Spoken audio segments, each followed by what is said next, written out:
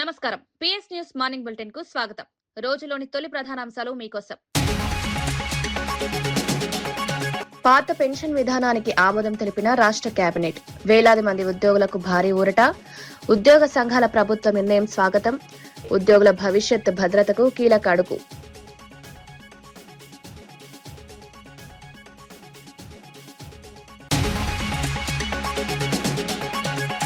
రైతుల ప్రయోజనాల కోసం కేంద్రాన్ని కలిసిన Uttam Kumar Reddy.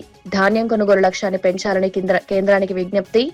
Custom milling rice గడువు పొడిగించాలని అభ్యర్థన. భద్రాద్రి గ్రీన్ఫీల్డ్ ఎయిర్పోర్టుపై చర్చలు.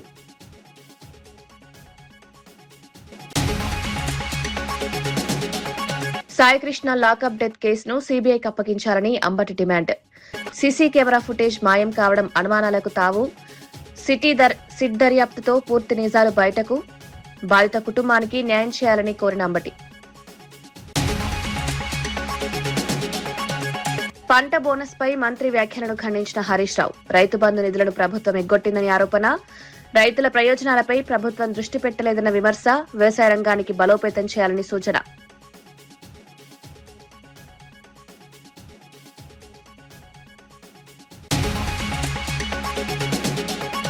పోలీసుల భుజాలపై చంద్రబాబు తుపాకీ పెట్టారని గోరంట్ల.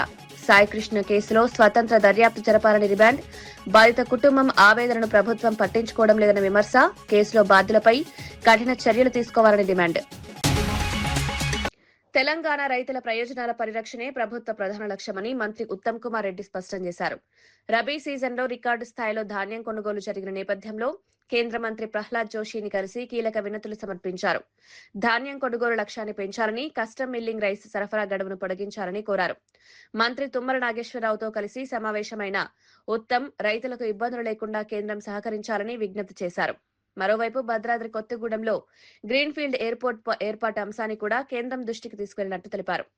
మేమైతే కొనుగోలు చేసినామో తప్పనిసరిగా కేంద్ర ప్రభుత్వం ఫుడ్ కార్పొరేషన్ ఆఫ్ ఇండియా మా దగ్గర కొనుగోలు చేయాలి, ఫుడ్ కార్పొరేషన్ ఆఫ్ ఇండియా తీసుకోవాలని చెప్పి మేము కేంద్ర మంత్రివర్యులకి వారికి రిప్రజెంట్ చేశాము. ప్రహ్లాద్ జోషి గారు తప్పనిసరిగా ఈ విషయంలో పరిశీలిస్తామని చెప్పి హామీ ఇచ్చారు. ప్రహ్లాద్ జోషి గారిని ప్యాడీకి సంబంధించి, రెండవది ఆయిల్ ఫామ్ కి సంబంధించి భారతదేశంలో డైవర్సిఫికేషన్ ఆఫ్ ది క్రాప్ లో కేంద్ర ప్రభుత్వం గాని రాష్ట్ర ప్రభుత్వాలు తీసుకున్నటువంటి నిర్ణయాల్లో కేవలం తెలంగాణ ప్రభుత్వమే గత 2.5 సంవత్సరాల్లో 3 లక్షల ఎకరాలు ఈ యొక్క క్రాప్ డైవర్సిఫికేషన్ చేసి భారతదేశంలోనే ఆయిల్ ఫామ్ యొక్క ఏరియాని పెంచినటువంటి రాష్ట్రం తెలంగాణలో నెంబర్ 1 తెలంగాణ వచ్చింది. దాన్ని మేము ఇంకా ప్రమోట్ చేయమని చెప్పి గతంలో 44% ఇంపోర్ట్ డ్యూటీ ఉండేది దీని మీద. అటువంటిది కేంద్ర ప్రభుత్వం ఒకసారి 25% చేసింది. ప్రస్తుతానికి దాన్ని 16% చేశారు. దానివల్ల ఇంపోర్ట్స్ పెరగటం వలన భారత రైతాంగానికి, ఆయిల్ ఫామ్ పండించేటటువంటి రైతులకి నష్టం జరుగుద్ది. అందుకనే మీరు ఏదైతే ఎడిబుల్ ఆయిల్ 1,00,000 కోట్లతోటి బయట నుంచి ఇంపోర్ట్ చేసుకుంటున్నారో దాంట్లో కొంత భాగాన్ని మాకు వెసులుబాటు ఇచ్చి ఇంపోర్ట్ డ్యూటీ పెంచి పామాయిల్ రైతుల్ని మీరు ఎంకరేజ్ చేస్తే తెలంగాణ రాష్ట్రంలో రేపు రాబోయే 2.5-3 సంవత్సరాల్లోనే 10 లక్షల ఎకరాలు ఆయిల్ ఫామ్ వేసి భారతదేశంలో అగ్రగామి రాష్ట్రంగా తెలంగాణను తీర్చిదిద్దాం. రాష్ట్రపతి భవన్ లో పద్మ అవార్డుల 2026 రెండవ విడత ప్రధానోత్సవం ఘనంగా జరిగింది. రాష్ట్రపతి ద్రౌపది ముర్ము వివిధ రంగాల్లో విశిష్ట సేవలందించిన ప్రముఖులకు పద్మభూషణ్, పద్మశ్రీ పురస్కారాలు అందజేశారు. ప్రముఖ రేడియేషన్ ఆంకాలజిస్ట్ డాక్టర్ దత్తాత్రేయుడు నోరికి పద్మభూషణ్ లభించింది. నటుడు మమ్ముట్టి, గాయని అల్కా యాగ్నిక్ కూడా పద్మభూషణ్ పురస్కారాలు అందుకున్నారు. నటులు మురళీమోహన్, రాజేంద్ర ప్రసాద్, ఆర్ మాధవన్, భారత మాజీ క్రికెట్ కెప్టెన్ రోహిత్ శర్మకు పద్మశ్రీ పురస్కారాలు ప్రదానం చేశారు.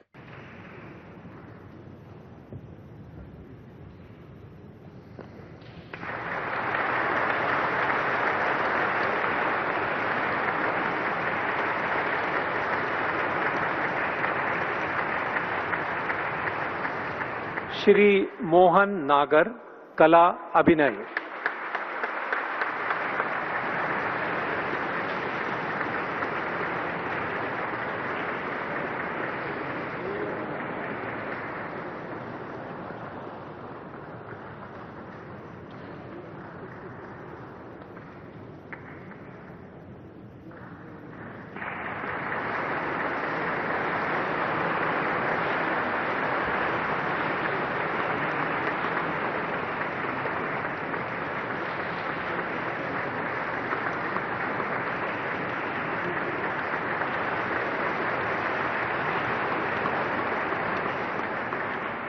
सुश्री सविता पूनिया खेल। ప్రత్యేక ఓటర్ జాబితా సవరణ నిబంధనలపై కాంగ్రెస్ వామపక్షాలు తెలంగాణ జనసమితి సంయుక్తంగా హైదరాబాద్ లో భారీ ర్యాలీ నిర్వహించాయి. ట్యాంక్ బండ్ అంబేద్కర్ విగ్రహం నుంచి బీఆర్కే భవన్ వరకు సాగిన ర్యాలీలో పలువురు ప్రముఖ నేతలు పాల్గొన్నారు. ఎస్ఐఆర్ అమలు పేరుతో లౌకిక ఓటు బ్యాంకును లక్ష్యంగా చేసుకున్నారని ఆరోపించారు. బీజేపీకి అనుకూలం కాని ఓటర్ల పేర్లు తొలగించే కుట్ర జరుగుతోందని విమర్శించారు. పశ్చిమ బెంగాల్ తర్వాత తెలంగాణ, పంజాబ్లపై దృష్టి పెట్టారని పేర్కొన్నారు. అనంతరం ఎన్నికల సంఘానికి వినతి పత్రం సమర్పించారు.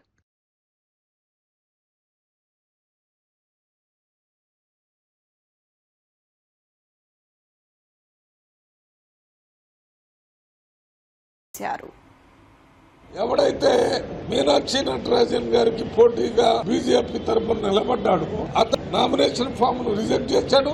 అతను గెలిచినట్టుగా ఇది ఇవాళ తెలంగాణలో కాదు మొత్తం భారతదేశంలో బీజేపీ మోడీ ప్రభుత్వం ప్రజాస్వామ్యాన్ని కూనీ చేస్తుంది.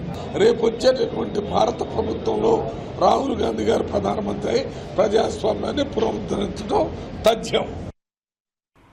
ముఖ్యమంత్రి రేవంత్ రెడ్డిపై కేటీఆర్ చేస్తున్న వ్యాఖ్యలను కాంగ్రెస్ నేత చనగాని దయాకర్ తీవ్రంగా ఖండించారు. కేటీఆర్ తన భాషను మార్చుకోవాలని హెచ్చరించారు. రేవంత్ రెడ్డి నాయకత్వంపై ప్రజలకు పూర్తి విశ్వాసం ఉందని పేర్కొన్నారు. కాంగ్రెస్ ప్రభుత్వం అమలు చేస్తున్న సంక్షేమ, అభివృద్ధి కార్యక్రమాలకు ప్రజల మద్దతు లభిస్తోందన్నారు. 2029 ఎన్నికల్లో కూడా ప్రజల ఆశీర్వాదంతో కాంగ్రెస్ పార్టీ మరింత మెజారిటీతో విజయం సాధిస్తుందని ధీమా వ్యక్తం చేశారు. ప్రతిపక్షాలు విమర్శలు చేయడం కంటే ప్రజా సమస్యలపై దృష్టి పెట్టాలని సూచించారు. కేటీఆర్ అసలు ఐటీ కంపెనీలో జాబ్ చేశాడా, ఎక్కడైనా బర్లగాసిండా అనేది కూడా ప్రజలకు ఒక సందేహం వ్యక్తం అవుతా ఉంది. వచ్చేది బీఆర్ఎస్ ప్రభుత్వమే అని మాట్లాడుతున్నాడు కేటీఆర్ గారు. ప్రజలు ఆ అవకాశం ఇయ్యరు నీకు. మళ్ళీ కాంగ్రెస్ ప్రభుత్వమే, మా ముఖ్యమంత్రి రేవంత్ రెడ్డి గారే, మా తెలంగాణ కాంగ్రెస్ కు బాహుబలి రేవంత్ రెడ్డి గారే. మీలాంటి కట్టపలు ఎంతమంది వస్తారో రండి తెలుసుకుందాం ప్రజాక్షేత్రంలో. కేటీఆర్, మిస్టర్ కేటీఆర్, నీ యొక్క భాషను మార్చుకోకపోతే తెలంగాణ ప్రజలు తరిమి కొడతారనే విషయాన్ని హెచ్చరిస్తా ఉన్నాం. తెలంగాణలో కాంగ్రెస్ పార్టీ కార్యకర్తలు ఒక చిటికేస్తే తునుకలైపోతాం అనే విషయాన్ని హెచ్చరిస్తా ఉన్నాం. ప్రజా ప్రభుత్వం పైన, మంత్రుల పైన ఇవాళ ఇష్టానుసారంగా మాట్లాడితే మాత్రం ఇక సహించబోమని కూడా ఈ సందర్భంగా హెచ్చరిస్తా ఉన్నాం. నీలాంటోడికి నువ్వు సైకో రామారావు అనే విషయం అందరికి తెలుసు. గతంలో నీ యొక్క పదవి కోసం అయ్యనే కొట్టినోడివి, ఇక తెలంగాణ ప్రజల్ని కొట్టమని అందరికీ తెలుసు. కాబట్టి నీ సైకోయిజం తెలుసు, నీ చాడిస్టిజం తెలుసు. కాబట్టి తెలంగాణ ప్రజలు నిన్ను శాశ్వతంగా బొందబెట్టారు. భవిష్యత్తులో కూడా బీఆర్ఎస్ పార్టీకి భవిష్యత్తు లేదు. రాసి పెట్టుకో, 2028 ఎన్నికల్లో మళ్ళా తిరిగి కాంగ్రెస్ పార్టీ అధికారం రాబోతా ఉంది. మా తెలంగాణ కాంగ్రెస్ కు బాహుబలి రేవంత్ రెడ్డి గారే అనే విషయాన్ని మరొకసారి మీ అందరికి చెప్తా ఉన్నాం. నీకు దమ్ము ధైర్యం ఉంటే ఎలక్షన్లో నిలబడు, సవాల్ చేయి ప్రజాక్షేత్రంలో. మా బాహుబలితోనే మేము ఎన్నికలకు వెళ్తా ఉన్నాం. ఆంధ్రప్రదేశ్ కేబినెట్ కీలక నిర్ణయం తీసుకుంది. 2004 సెప్టెంబర్కు ముందు వెలువడిన నోటిఫికేషన్ల ద్వారా ఎంపికైన ఉద్యోగులకు పాత పెన్షన్ విధానం అమలు చేయాలని ఆమోదం తెలిపింది. ఈ నిర్ణయంతో వేలాది మంది ఉద్యోగులు, కాంట్రాక్ట్ సిబ్బందికి భారీ ఊరట లభించింది. ఎన్నేళ్లుగా పెన్షన్ హక్కుల కోసం ఎదురుచూస్తున్న ఉద్యోగ సంఘాలు ప్రభుత్వ నిర్ణయాన్ని స్వాగతించాయి.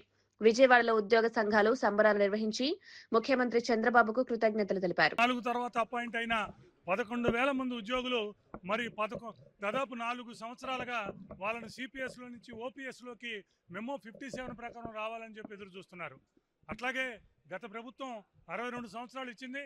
కానీ 4 సంవత్సరాలుగా మరి ప్రభుత్వ రంగ సంస్థలు, గురుకుల పాఠశాలలు, SC ST BC minority welfare పాఠశాలలోని ఉద్యోగులు, ఉపాధ్యాయులకి 62 సంవత్సరాలు వర్తింప చేయకపోవడం వల్ల 4 సంవత్సరాల నుంచి ఎక్కే గడప దిగే గడపగా ఉన్న పరిస్థితి ఉద్యోగులకు ఉంది. ఇవాళ కేబినెట్ సమావేశంలో మరి ఏదైతే కేంద్ర ప్రభుత్వ 57 మెమో ప్రకారం 11,000 మంది, దాదాపు 8,000 మంది ఉపాధ్యాయులు, 3,000 మంది పోలీస్ అధికారులు, 2,000 మంది మరి ఎన్జిఓస్ కానీ గెజిట్ అధికారులు కానీ ఇవాళ 11,000 మంది ఎన్నో రోజుల నుంచి ఎదురు చూస్తున్న కళ, వారి కుటుంబ సభ్యులు మొత్తం మాకు పెన్షన్ అనేది ఒక కళ, పెన్షన్ అనేది మా జీవితంలో, మా కుటుంబంలో ఒక దీపం అని చెప్పి దాదాపు 4 సంవత్సరాలుగా తిరుగుతున్న వాళ్ళందరికీ కూడా ఇవాళ కేబినెట్ సమావేశంలో ఆ 11,000 మందిని ఓపీఎస్లోకి తేవటానికి మరి ఆమోదం తెలిపినందుకు మరి కేబినెట్ సమావేశం తెలిపింది. మరి దానితో పాటు ప్రభుత్వ రంగ సంస్థ ఉద్యోగులు 9, 10 షెడ్యూళ్ళు ఏదైతే ఉన్నాయో వాటన్నిటికీ గురుకులాలు అలాగే సొసైటీలో ఉన్న ఉద్యోగ ఉపాధ్యాయులందరికీ కూడా పదవీ విరమణ వయసు పెంపుని 60 నుంచి 62 కూడా కేబినెట్ ఆమోదం తెలిపింది.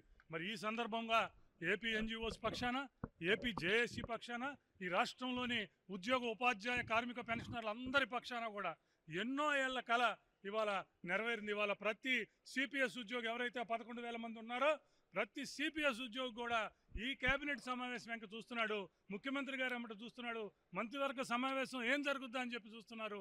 ఇవాళ వారి కళ ఫలించింది, 11,000 మందికి చేశారు.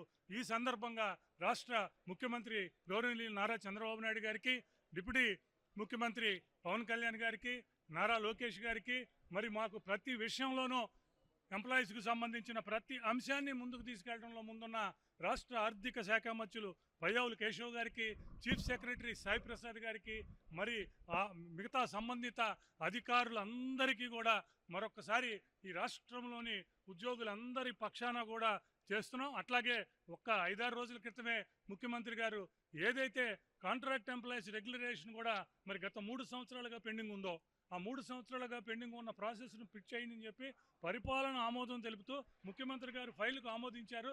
దానివేళ కూడా 8,000 మంది ఏదైతే ఎదురు చూస్తున్నారో 8,000 మందికి కూడా ఇవాళ రెగ్యులరైజేషన్ యొక్క ప్రక్రియ ప్రారంభమైందన్న విషయాన్ని కూడా తెలియజేస్తున్నాం. ఈ సందర్భంగా మరి ఉద్యోగులకు సంబంధించిన ముఖ్యమైన అంశాలు 3టిని ఈ వారంలో మరి రాష్ట్ర ప్రభుత్వం క్లియర్ చేసింది. మరి ఏదైతే 60-62 సంవత్సరాలు చేసిందో మరి కాంట్రాక్ట్ అవుట్సోర్సింగ్ ఉద్యోగులకు కూడా దీని వెనకాలే వాళ్ళకు కూడా ఇవ్వాలని చెప్పారు. 60-62 సంవత్సరాల వాళ్ళకు కూడా ఇవ్వాలని, మరి ఉద్యోగులకు సంబంధించిన అటు పక్క జీపీఎఫ్ నుంచి ఏపీజీఎల్ఐ నుంచి మా బకాయిలు 21,000 కోట్ల నుంచి మా మీద పెట్టిన పోలీస్ కేసులు ఎత్తివేయటం నుంచి మాకు స్వేచ్ఛాయుత వాతావరణాన్ని కల్పించడం కాడి నుంచి ఇవాళ ఈ 3 అంశాలకు సంబంధించిన అన్ని క్లియర్ చేయటం కాక పిఆర్సీ కమిటీ ఒకటి పెండింగ్ ఉండిపోయింది. మరి ఏదైతే ఉద్యోగులంతా ఎదురు చూస్తున్న వేతన సవరణ అలాగే ఇంటీరియం రిలీఫ్ అంశాన్ని కూడా ప్రభుత్వం పరిశీలించాలని ముఖ్యమంత్రి గారు దాని మీద దృష్టి పెట్టి దాన్ని కూడా పరిష్కారం చేయాలని చెప్పి కోరుకుంటూ ఉద్యోగులందరి పక్షాన, ఉపాధ్యాయులందరి పక్షాన, పెన్షనర్లందరి పక్షాన మరొక్కసారి ప్రభుత్వానికి థ్యాంక్స్ చెప్తూ థ్యాంక్ యూ సీఎం సార్ అని చెప్తున్నాం. ఈరోజు జరిగిన మంత్రివర్గ సమావేశంలో ఒక గొప్ప చారిత్రక నిర్ణయం తీసుకున్నారు గౌరవ ముఖ్యమంత్రి గారు వాళ్ళ మంత్రివర్గం కలిసి.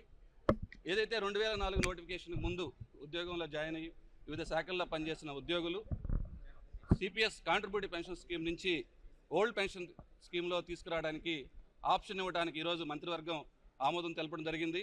దీనికి ఆంధ్రప్రదేశ్ సచివాలయ సంఘం నుంచి గౌరవ ముఖ్యమంత్రి గారికి వారి మంత్రివర్గ సభ్యులందరికీ కృతజ్ఞతలు తెలియజేస్తున్నాం. ముఖ్యంగా ఏదైనా కానీ చరిత్రాత్మక నిర్ణయాలు తీసుకోవడంలో చంద్రబాబు నాయుడు గారు ముందుంటారు. దీనికి కారణం 2017లో ఇదే సిపిఎస్ ఉద్యోగులకు సంబంధించి గ్రాట్యుటీ మంజూరు చేయటం దేశ చరిత్రలో లేని విధంగా ఫస్ట్ టైం మన రాష్ట్రం గౌరవ ముఖ్యమంత్రి గారు చంద్రబాబు నాయుడు గారి ఆధ్వర్యంలో 2010 కాణిపాకం శ్రీ వరసిద్ధి వినాయక స్వామి దేవస్థానంలో హుండీ లెక్కింపు కార్యక్రమం విజయవంతంగా పూర్తయింది. భక్తుల నుంచి వచ్చిన విరాళాల ద్వారా గణనీయమైన ఆదాయం సమకూరినట్లు అధికారులు తెలిపారు. దేవస్థానం ఈవో పెంచల కిషోర్ ఆధ్వర్యంలో లెక్కింపు నిర్వహించారు. డీఈఓ సాగర్ బాబు, అసిస్టెంట్ కమిషనర్ చిట్టెమ్మ, ఏఈఓలు, సిబ్బంది, యూనియన్ బ్యాంక్ ప్రతినిధులు కార్యక్రమంలో పాల్గొన్నారు. భక్తుల విశ్వాసంతో ఆలయ ఆదాయం పెరుగుతోందని అధికారులు పేర్కొన్నారు. హుండీ ద్వారా వచ్చిన నిధులను ఆలయ అభివృద్ధి, భక్తులకు మెరుగైన సౌకర్యాల కల్పనకు వినియోగించనున్నట్లు వెల్లడించారు. ఎక్కువ రద్దీగా ఉంది. సో వారు భక్తులందరూ కూడా దేవునికి సమర్పించిన కానుకని ఈరోజు సేవకులు సుమారుగా 160 మంది సేవకుల్ని ఉపయోగించి ఈరోజు కౌంటింగ్ చేయడం జరిగింది. మనకి 1,74,00,000 ఈ 20 రోజులకు వచ్చింది. సో భక్తులందరికీ కూడా ధన్యవాదాలు. అదేవిధంగా ఈ రద్దీ వల్ల మనం కొంతవరకు ఆన్లైన్ ట్రాన్సాక్షన్ పోవడం జరిగింది. సో మన ఆన్లైన్ ట్రాన్సాక్షన్స్ వల్ల కొంత భక్తులకి ఇబ్బంది కలిగినప్పటికీ ఈ ట్రాన్సాక్షన్స్ని ప్రభుత్వం ప్రోత్సహిస్తుంది కాబట్టి వాళ్ళకి ఇంటి దగ్గర నుంచి కూడా వాట్సాప్లో తర్వాత ఆన్లైన్లో బుక్ చేసుకుని టికెట్ ప్రింట్ తీసుకొని వస్తే ఎక్కడ వెయిట్ చేయకుండా మరి సపరేట్ దర్శనం కూడా సపరేట్ క్యూ లైన్ కూడా ఏర్పాటు చేశాం కాబట్టి ఎటువంటి ఇబ్బంది లేకుండా వెళ్ళిపోవచ్చు. ఇది అలవాటు పడాలి. సో ముఖ్యంగా మనం దేవస్థానాలన్నీ కూడా ఒక కాణిపాక దేవస్థానమే కాదు, ఎన్విరాన్మెంట్ డిపార్ట్మెంట్ సంబంధించిన అన్ని దేవస్థానాల్లో కూడా ఆన్లైన్ ట్రాన్సాక్షన్స్ మొదలైపోయి. సో సంపూర్ణంగా ఇక క్యాష్ తీసుకోకుండా, మనుషులతో ఇంటరాక్షన్ లేకుండా కియోస్క్ మిషన్లు పెట్టి నేరుగా భక్తుల టికెట్లు తీసుకోవడం లేదా వాట్సాప్ ద్వారా టికెట్లు తీసుకొని దర్శనానికి వెళ్ళే పరిస్థితి వచ్చింది.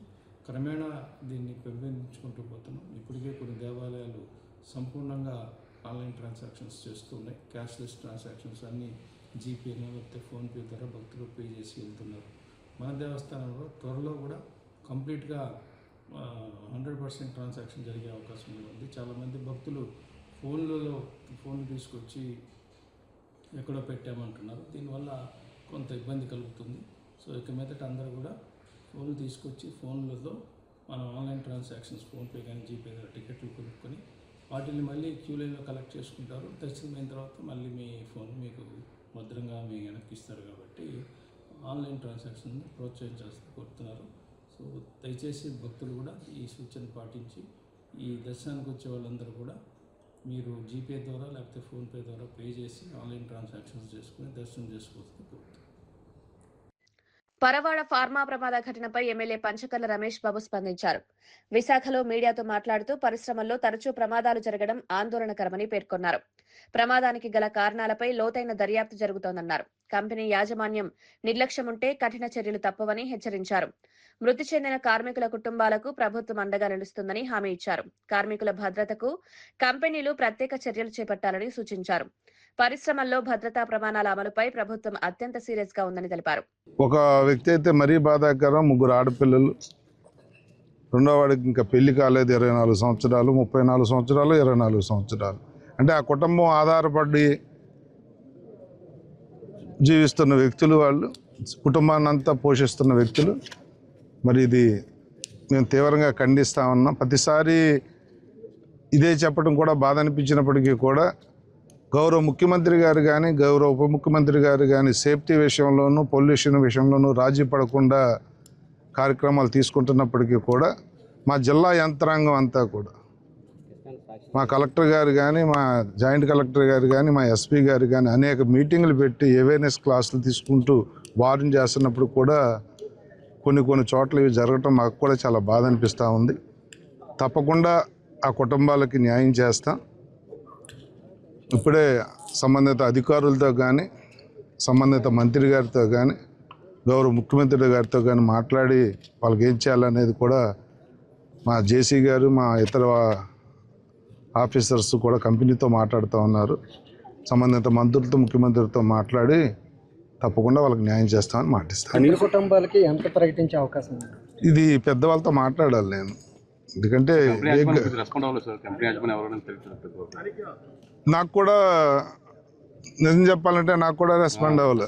ఇప్పుడు మీకే అని కాదు, అంటే ఒక యాక్సిడెంట్ అవగానే వాళ్ళు చెప్పే వర్షన్ ఏంటి అంటే భయంతో, అభద్రతా భావంతో ఏదన్నా మ్యాన్ హ్యాండ్లింగ్ చేసుకుంటారనో లేదంటే ఏదన్నా ఇంకా ఇబ్బందులు పెడతారో అని వాళ్ళు అబ్స్కాండ్ అవుతుంటారు. అది రెమెడీ కాదు. ముందుకు వచ్చి దాన్ని ఫేస్ చేయాలి. మేము కోరేది అదే. కనీసం ఆ బాధిత కుటుంబాలకు కబుర్లు అందించడంలో కానీ, సంబంధిత ఆఫీసర్స్కి టైంలీ చెప్పడంలో కానీ ఆ కంపెనీ ముందుకు రావాలి. వాళ్ళు ఒకటే అంటున్నారు, ఎవరో అసలు వానర్ దొరకలేదు కానీ ఎవరో వాళ్ళ తాలూకా మనిషి అయితే నాకు ఫోన్ చేసి భయపడుతున్నామండి, అందుకనే ఏదన్నా లోకల్ కాబట్టి ఇష్యూ ఏదన్నా మా మీదకి వస్తారని చెప్పి పారిపోయారండి అంటున్నారు. అది రెమెడీ కాదు. దాని మీద కూడా తీవ్రమైన చర్య తీసుకోమని చెప్పి రికమెండ్ చేస్తాను. కనీసం ఇన్ఛార్జ్ లేదండి, ఇక్కడ ఇన్ఛార్జ్ లేకపోవడం వల్ల అయిందని ఆరోపణలు. ఏదో ఇలాంటి తప్పులు ఉన్నప్పుడే కదా జరుగుతుంది. దాని మీద చర్యలు మా కంపెనీస్ వాళ్ళకి కూడా చెప్పాం. తప్పనిసరిగా ఇది కూడా ఏపీఐ మన దీంట్లో ఫార్మాకర్లో లేదు యూనిట్, ఇది ఎంఎస్ఎంఈ, ఇది ఏపీఐసి కంట్రోల్లో ఉంది.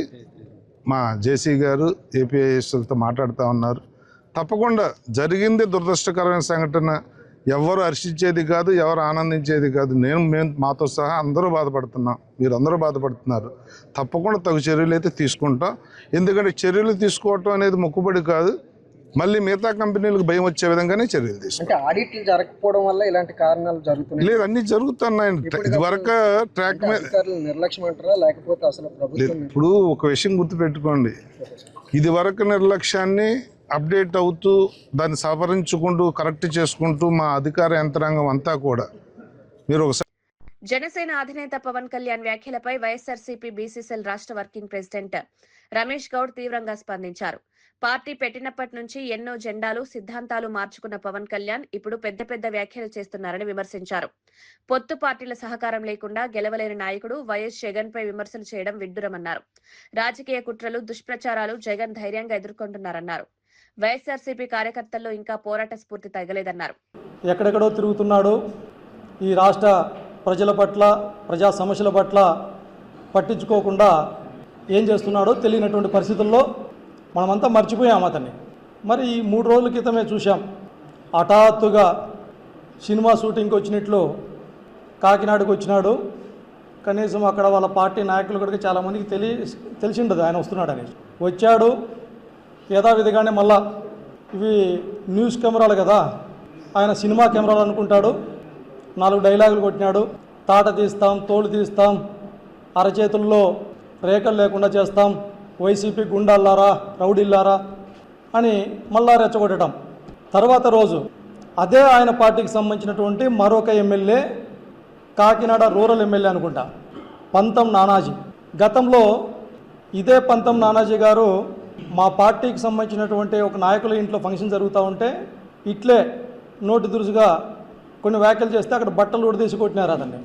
15 సంవత్సరాలుగా నువ్వు పార్టీ పెట్టి 5 జెండాలు మార్చి 10 సిద్ధాంతాలను మార్చుకొని పక్క పార్టీ సంబంధించినటువంటి నాయకులు త్యాగం చేస్తే కానీ 3 సార్లు పోటీ చేస్తే ఒకసారి ఎమ్మెల్యేగా గెలిచినటువంటి నువ్వు, నీకే అంత ఆవేశం ఉంటే, నువ్వే అలా మాట్లాడుతూ ఉంటే, పార్టీ పెట్టిన రోజు నుంచి ఇవాల్టి వరకు కూడా మీరెన్ని కుట్రలు చేసినా, ఎన్ని కుతంత్రాలు చేసినా, ఎన్ని అవమానకర మాటలు మాట్లాడినా, ఒక పక్క సైకో అని మాట్లాడుతూ ఉన్నా, ఒక పక్క రౌడీ అని మాట్లాడుతూ ఉన్నా, ఒక పక్క 1,00,000 కోట్లని మాట్లాడుతూ ఉన్నా, గొడ్డలి పార్టీ అని మాట్లాడుతూ ఉన్నా, అన్నీ తన గుండెల్లో ఒక అగ్నిజ్వాలగా కూటమి ప్రభుత్వం అమల్లోకి వచ్చిన తర్వాత రైతు సంక్షేమ వ్యవస్థ బలహీనపడిందని వైఎస్ఆర్సీపీ రాష్ట్ర అధికార ప్రతినిధి గూడపురెడ్డి వీరశేఖర్ రెడ్డి ఆరోపించారు. రైతులకు అండగా నిలిచే రైతు భరోసా కేంద్రాలను నిర్వీర్యం చేశారని విమర్శించారు. విత్తనం నుంచి పంట విక్రయం వరకు రైతులకు అందే సేవలు దెబ్బతిన్నాయని పేర్కొన్నారు. రైతు భరోసా సాయం నిలిపివేయడంతో రైతు కుటుంబాలు ఆర్థికంగా ఇబ్బందులు పడుతున్నాయన్నారు. వ్యవసాయ రంగంపై ప్రభుత్వం నిర్లక్ష్య వైఖరి అవలంబిస్తోందని ఆరోపించారు. రైతుల సమస్యలను పరిష్కరించేందుకు తక్షణ చర్యలు తీసుకోవాలని డిమాండ్ చేశారు. రైతులు ఎలాగోలా వీళ్ళు 0 వడ్డీ పంట రుణాలు లేకున్నా, క్రాప్ ఇన్సూరెన్స్ లేకున్నా, ఆఖరికి ఈ సంబంధించినటువంటి ప్రకృతి వైపరీత్యాలు సంభవిస్తే ప్రభుత్వం అందించేటువంటి సాయం లేకున్నా సరే ఈ రైతులు 6 కాలం కష్టపడి ఎలాగోలా పంట పండిస్తే ఆ పంటను కొనే పరిస్థితి కూడా లేదు. ఆ పంటను కొనే పరిస్థితి లేదు. చంద్రబాబు నాయుడు గారు ఏమో 48 గంటల్లో మేము కొనుక్కొని మీకు డబ్బులు ఇస్తున్నామని చెప్పేసి ఆర్భాటపు అబద్ధాలు చెప్పడమే తప్పిస్తే ఎక్కడా కొనే పరిస్థితి లేదు. దాన్ని వాళ్ళ వ్యవసాయ శాఖ మంత్రి అయినటువంటి అచ్చెన్నాయుడు గారే ధృవీకరించారు. మొక్కజొన్న రైతులు రోడ్డెక్కి, అయ్యా మా పరిస్థితి, మా పంట మీరు కొనాలి అని చెప్పేసి ధర్నాకి దిగితే ప్రభుత్వం దగ్గర డబ్బు లేదు, మేము కొనలేము అని చెప్పి అచ్చెన్నాయుడు ఒక పక్క స్పష్టీకరిస్తుంటే, చంద్రబాబు నాయుడు గారేమో రైతు భరోసా అని చెప్పి సమావేశం ఏర్పాటు చేసి అక్కడ మొత్తం సినిమా షూటింగ్ అని తలపించేలాగా ఒక స్క్రిప్టెడ్ ప్రోగ్రాం చేస్తూ ఏం చేశారు అంటే రైతులకి ఇలా మోసం చేస్తూ వచ్చారు. ఇక ఇది కాకుండా వీళ్ళ అధికారంలోకి వచ్చిన తర్వాత ఆక్వా రైతులకు సంబంధించి ఫీడ్ ధర వనామా 10 రూపాయలు, టైగర్ 12 రూపాయలు పెంచారు. ఎక్కడ సంబంధం లేకుండా పెంచేసి చంద్రబాబు నాయుడు గారు ఇప్పుడు వచ్చి 10 రూపాయలు పెంచా, 4 రూపాయలు తగ్గిస్తున్నా, ఎలాగోలా సర్దుకోండి. అది ఎప్పుడు జగన్మోహన్ రెడ్డి గారు మళ్ళీ భీమవరం వెళ్ళి నేను ఆక్వా రైతుల పక్షాన నిలబడతాను అని జగన్మోహన్ రెడ్డి గారు మాట్లాడితే మాత్రమే ఈ ప్రభుత్వంకి ప్రజా సమస్యలు గుర్తొస్తాయి. జగన్మోహన్ రెడ్డి గారు రోడ్డు ఎక్కుతా అంటే మాత్రమే రైతు సమస్యలు గుర్తొచ్చినట్టుగా ఆక్వా రైతులకి అప్పుడే దున్నపోతు మీద వానబడినట్టుగా ఈ ప్రభుత్వం కూడా అప్పుడే నిద్రలేసినట్టుంది. తోతాపురికి చెందినటువంటి రైతులు యూనిట్ 1 దగ్గర 300 ట్రాక్టర్లు, యూనిట్ 2 దగ్గర 200 ట్రాక్టర్లు ఈరోజు గంగాధర నెల్లూరు దగ్గర గుజ్జు ఫ్యాక్టరీ బయట ఉన్నాయి. ర్యాంపుల దగ్గర ఎంతటి దుర్మార్గం అంటే, సో ఎన్ని రైతులు కిలోమీటర్ల మేర గత 3-4 రోజుల నుంచి ట్రాక్టర్లు ఆగిపోయినా సరే లోపలికి ఎవరిని తీసుకొని పరిస్థితి. దీనికి గల కారణం ఏంటి? దీనికి కలిగినటువంటి కారణం ఏంటంటే గుజ్జు ఫ్యాక్టరీల దగ్గర ఆగిపోతే బయట అవి పండిపోతాయి. పండిపోయిన తర్వాత ఏ ధర అడిగితే ఆ ధరకి ఇచ్చేస్తారని చెప్పి గుజ్జు ఫ్యాక్టరీలో కుట్రకు తెరలేపితే అండగా నిలబడాల్సినటువంటి హార్టికల్చర్ అధికారులు ఏమైపోయారో తెలియదు. అండగా నిలబడాల్సినటువంటి ప్రభుత్వ అధికారులు ఏమైపోయారో తెలియదు. గత ఏడాది జగన్మోహన్ రెడ్డి గారు వస్తుంటే 3 మీటింగులు పెట్టిన జిల్లా కలెక్టర్ ఈరోజు ఏమైపోయాడో తెలియదు. రాత్రికి రాత్రి ఎంతటి దుర్మార్గం అంటే సో రాయలసీమ మొత్తం మీద తోత. మేడ్చల్ జిల్లాలో బైక్ చోరీలపై కుషాయిగూడ పోలీసులు కీలక విజయం సాధించారు. వరుస ద్విచక్ర వాహనాల చోరీలకు పాల్పడుతున్న చిన్నం రాజు అనే నిందితుడిని అరెస్ట్ చేసి అతని వద్ద నుంచి 14 బైక్లను స్వాధీనం చేసుకున్నారు. సీసీటీవీ ఫుటేజ్లు, సాంకేతిక ఆధారాల సహాయంతో నిందితుడిని గుర్తించినట్లు ఉప్పల్ జోన్ డీసీపీ సురేష్ కుమార్ తెలిపారు. యాదాద్రి భువనగిరి జిల్లాకు చెందిన నిందితుడు జల్సాలకు అలవాటు పడి చోరీలకు పాల్పడినట్లు వెల్లడించారు. 2022లో కూడా పలు కేసుల్లో అతని ప్రమేయం ఉన్నట్లు గుర్తించారు. ప్రజలు తమ వాహనాలకు జీపీఎస్ అమర్చుకోవాలని, భద్రతా చర్యలు పాటించాలని పోలీసులు సూచించారు. వివిధ సమయాల్లో దొంగిలించబడింది. ఇతను ఏమో ఏంటంటే ఒక సన్నటి పిన్ను లాంటిది వాడి ఎస్పెషల్లీ ఇతను యాక్టివా బైక్స్ స్పెషలిస్ట్ లాగా దొంగతనం చేస్తూ ఉంటాడు. ఈ దొంగతనాలు చేసి ఇతను వీటిని తీసుకెళ్ళి విలేజెస్లో ఉండేటువంటి ఇన్నోసెంట్ పీపుల్కి నా బైక్ అని వాళ్ళని నమ్మించి ఆ బైక్ని ప్లేట్ చేసి వాళ్ళ దగ్గర నుంచి 4,000, 5,000 తీసుకుని అతను ఖర్చులకి వాడుకుంటున్నాడు. సో అతన్ని అరెస్ట్ చేసి ఆ బైకులన్నీ కూడా రికవరీ చేసినందుకు SHO Kushaiguda, DI Kushaiguda and staff SI Vijay, DC Mahesh, DC Dinesh వీరందరినీ కూడా అభినందిస్తున్నాము. ఈ అఫెండర్ మీద గతంలో కూడా 2022లో కూడా ఒక కేసు ఉంది. ఘట్కేసర్ పోలీస్ స్టేషన్లో అప్పుడు కూడా ఒక 11 బైకులు అప్పుడు రికవర్ చేయడం జరిగింది.